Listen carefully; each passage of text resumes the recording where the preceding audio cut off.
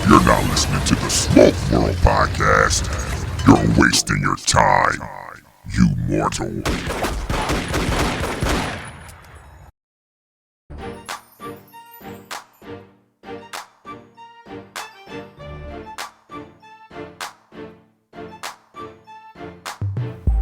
What's up, folks? Welcome to another episode of Smoke World. I'm your host, Stone. So go grab that stick and a glass of whatever you're drinking. Let's sit back and have that conversation. Today's podcast is sponsored by Cigar Sessions, 17 Wood Street. That's in Middletown, Delaware. Now, let me say this, because some folks are just listening and not familiar with what I'm telling you. Cigar Sessions, one of the largest in the tri-state. That's Delaware, Maryland, New Jersey. One of the best selections in the humidor is huge. You can find the things that you can't find anywhere else.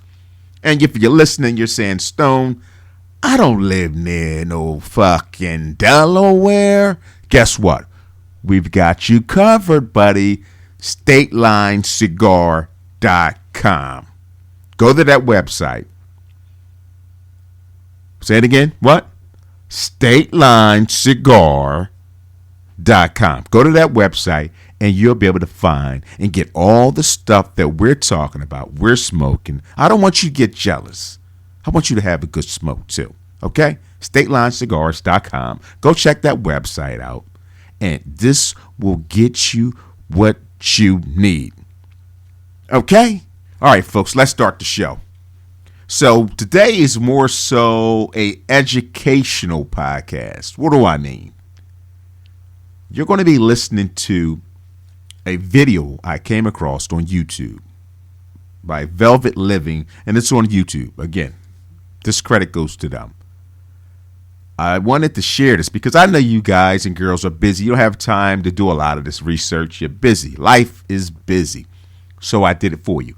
This video is in reference to top 5 cigars. Traditional. This is not the boutique or anything like that. Just something to sit back. One of those kind of podcasts. Grab a stick. Did I say sick? I think I did say sick.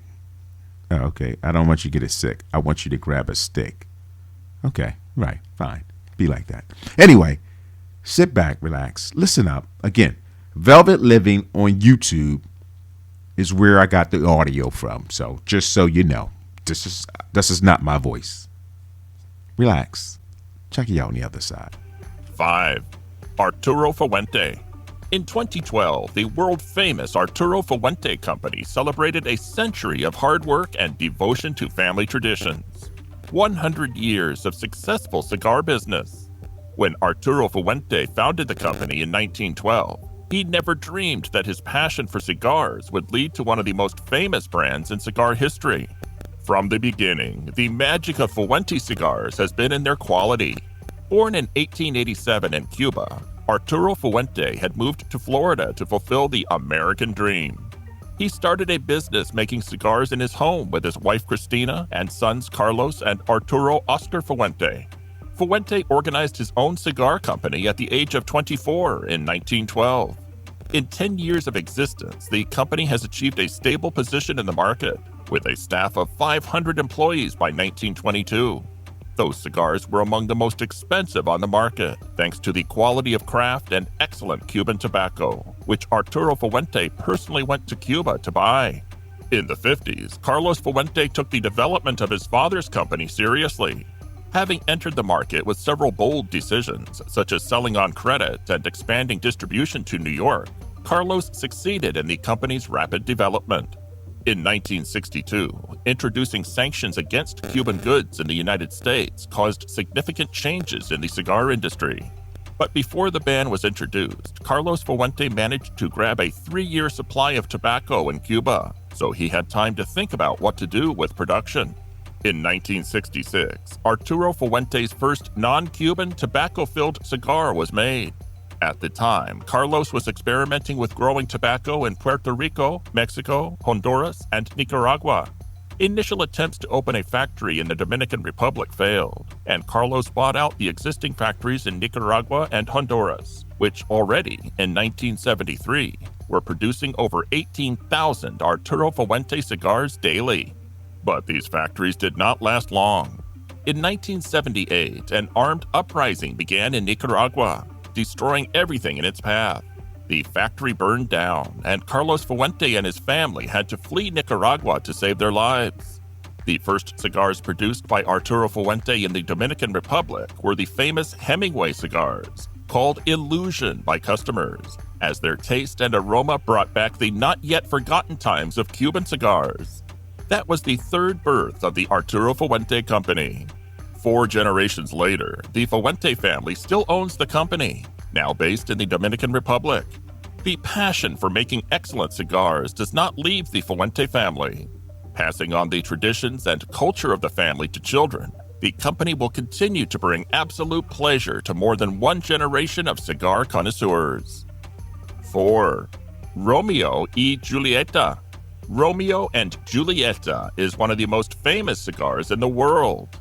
Opened in 1875, this cigar brand is as famous as the story of 2 lovers from Verona who inspired the founders.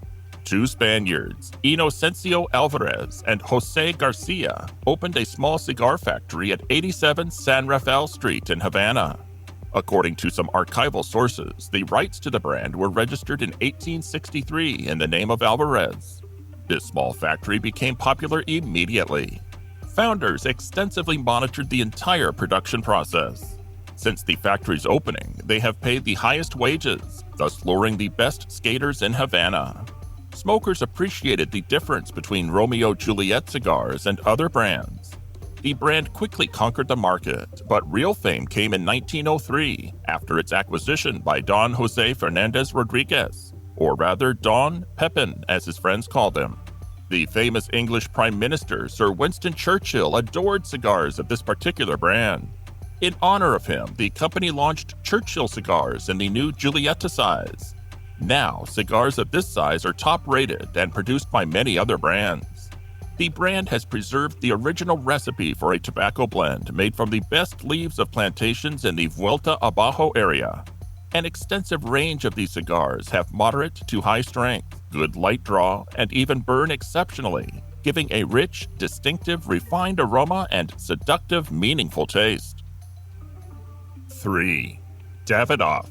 Zino Davidoff was born on March 11, 1906, in Kyiv. Zinovi was the eldest of 4 children of the tobacco merchant Henri Davidoff and his wife Rachel Orlova.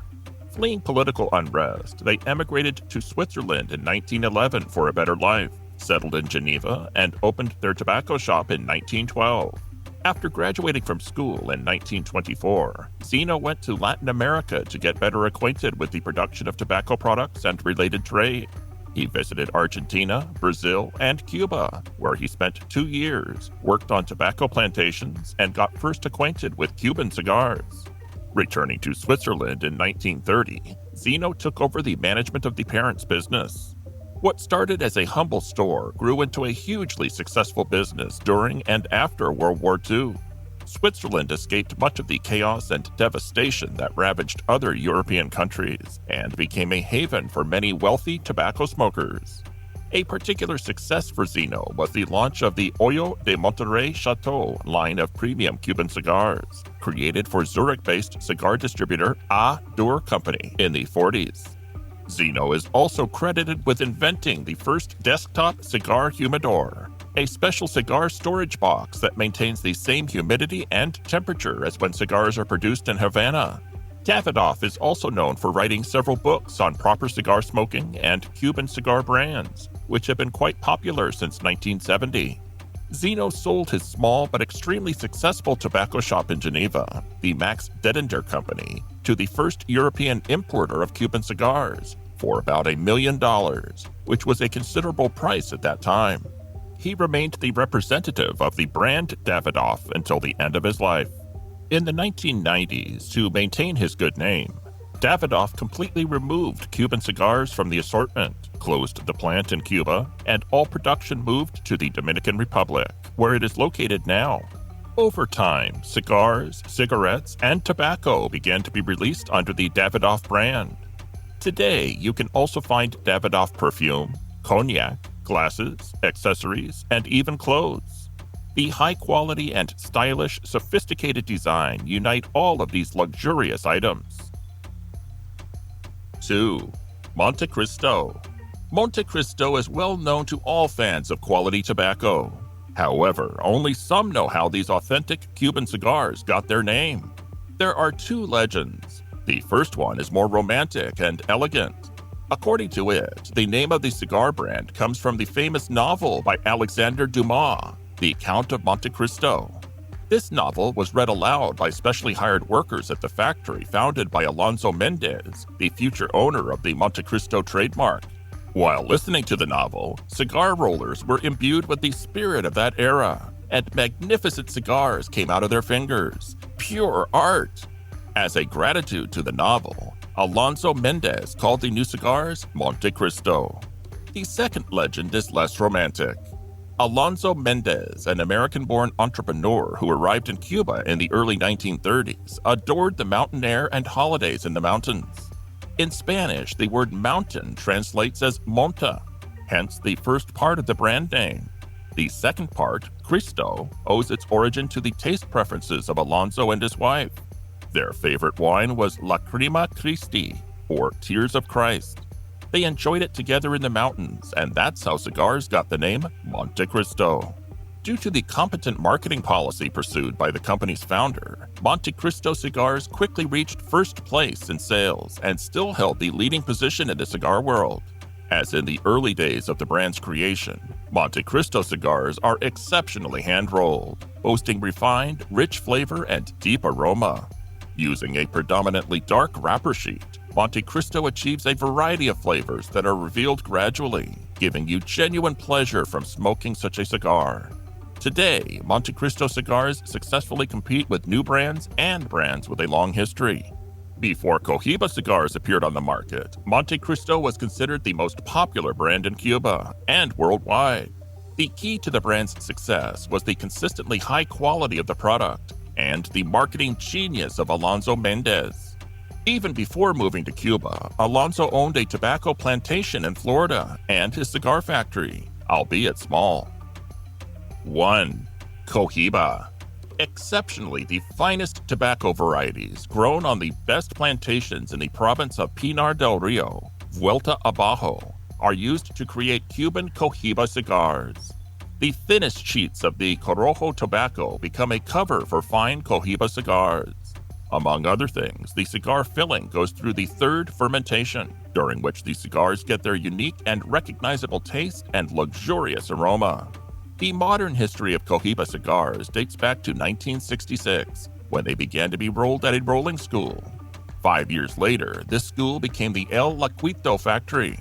The creator of Cohiba cigars is Eduardo Rivera. The company was officially registered in 1969. Even then, Cohiba was an attribute of inaccessible luxury. Until 1982, only government representatives could afford Cohiba cigars. Often, these cigars served as memorable gifts to diplomatic missions. In 1982, Cohiba cigars conquered the market with Panetelas Coronas Especiales and Lanceros, produced in honor of the Football World Cup, which took place that year in Spain. Cohiba brand cigars instantly gained popularity and became the #1 cigars. In 1989, 3 more types of cigars were released: Exquisitos, Esplendidos, and Robustos. Cohiba became trendsetters of taste and quality worldwide. Nowadays, they firmly occupy the first place in most cigar ratings. All right. Cohiba. Kind of still the same. Can you afford it? Can you really get a real one? Or it's just a lot of hype? Either way, that was Velvet Living on YouTube. Shout out to them for the audio and the video. So if you're on YouTube, you want to see the video, it's pretty cool. Again, historian type buffs. If you're a buff of history, you want to know about the cigar history of some of these cigars, Velvet Living on YouTube. Folks, thank you. Thank you for listening. Thank you for the support. support, because guess what? I do none of this. I go nowhere. We go nowhere without each other. This is what the cigar community is all about. Instagram, Smoke World Podcast. Email, stone@smokeworldpodcast.com. And the website, smokeworldpodcast.com. And guess what? Do have a Facebook. I keep forgetting about the Facebook. If you're on Facebook, got a Facebook group. Would love to have you join me.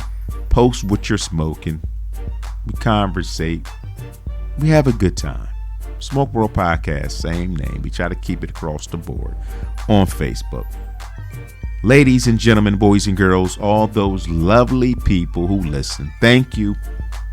We appreciate you. Tell your friend. Maybe pass this on to somebody, because maybe this wasn't for you, because you're just the guy or girl who goes around and you got your mind set up.